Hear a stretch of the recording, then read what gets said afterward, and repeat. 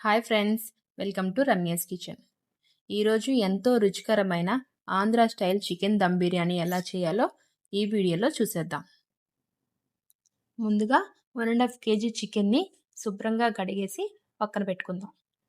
అలాగే కావలసిన మసాలా దినుసులు: 2 దాల్చిన చెక్క, 4 యాలకులు, 2 జాజికాయ, అలాగే 6 మరాఠీ మొగ్గలు, 6 స్టార్ పువ్వులు, అలాగే 3-4 బిర్యానీ ఆకులు, సన్నగా తరిగిన పచ్చిమిరపకాయలు, 1 కప్పు పుదీనా, అలాగే 1 కప్పు కొత్తిమీర, సన్నగా తరిగిన ఉల్లిపాయలు, అలాగే 3 నిమ్మకాయలు అయితే తీసుకోండి. 4 గ్లాసుల బాస్మతి రైస్ తీసుకుని శుభ్రంగా కడిగి ఒక హాఫ్ అన్ అవర్ పక్కన పెట్టేసుకుందాము. ముందుగా స్టవ్ ఆన్ చేసి ప్యాన్ పెట్టుకుందాం. అందులో 1/4 కప్పు ఆయిల్ వేసుకొని ఆయిల్ బాగా వేడైన తర్వాత సన్నగా తరిగిన ఆనియన్స్ వేసుకుందాం. ఆనియన్స్ గోల్డెన్ బ్రౌన్ కలర్ వచ్చే వరకు సిమ్లో ఫ్రై చేసుకుందాం. ముందుగా శుభ్రం చేసుకున్న చికెన్లో వీడియో మొదట్లో చూపించిన మసాలా దినుసులన్నీ 1 by 1 వేసేసుకుందాం. సన్నగా తరిగిన పుదీనా మరియు కొత్తిమీర, అలాగే 2 స్పూన్ల అల్లం వెల్లుల్లి పేస్ట్ వేసుకుందాం. నేనైతే ఫ్రెష్ అల్లం వెల్లుల్లి పేస్ట్ తీసుకుంటున్నాను. ఇంట్లోనే నేను రెడీ చేస్తాను, అప్పటికప్పుడే రెడీ చేసుకుంటాను. అప్పుడైతే చాలా టేస్ట్గా ఉంటుంది. మీరు కూడా మ్యాక్సిమం రెడీ చేసుకొని ట్రై చేయండి.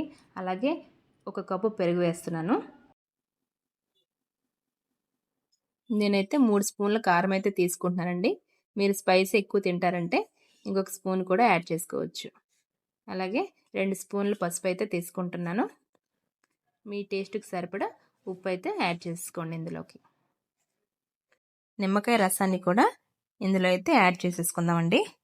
నేనైతే 2 తీసుకుంటున్నాను. ఇందులో 1/4 కప్పు నేతిని కూడా నేను వేసేస్తున్నాను. నేను ఆవు నెయ్యినైతే ఇందులో వేస్తున్నానండి.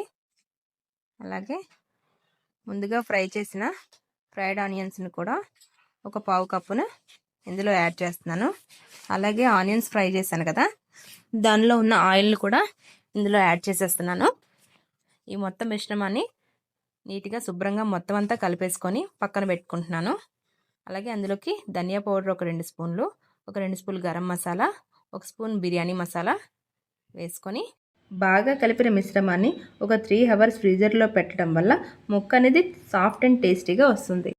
ఇప్పుడు బాస్మతి రైస్ ఉడికించడం కోసం వాటర్ని స్టవ్ మీద పెట్టుకుని అందులో హోల్ గరం మసాలా, అలాగే 1 స్పూన్ సాజీరా, అలాగే తగినంత ఉప్పు, 2 స్పూన్ల నెయ్యి, అలాగే కట్ చేసుకున్న నిమ్మకాయని అందులోకి వేసేసుకుందాం.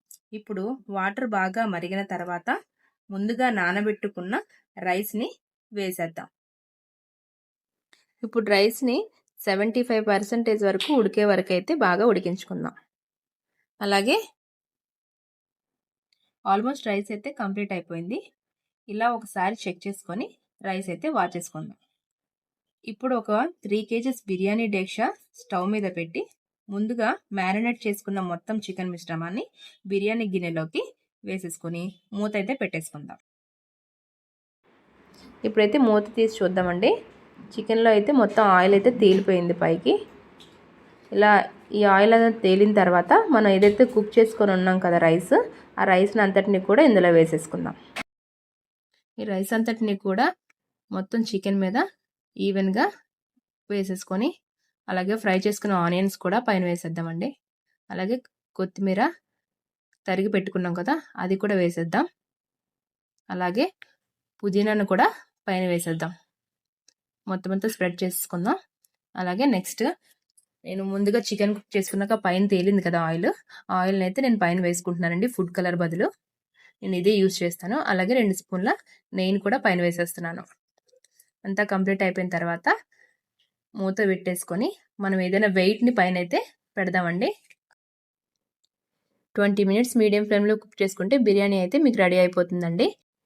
ముందుగా నా ఛానల్ సబ్స్క్రైబ్ చేసుకోకపోతే సబ్స్క్రైబ్ చేసుకోండి. అలాగే మీకు ఈ వీడియో నచ్చినట్లయితే లైక్ చేయండి, షేర్ చేయండి, కమెంట్ చేయండి.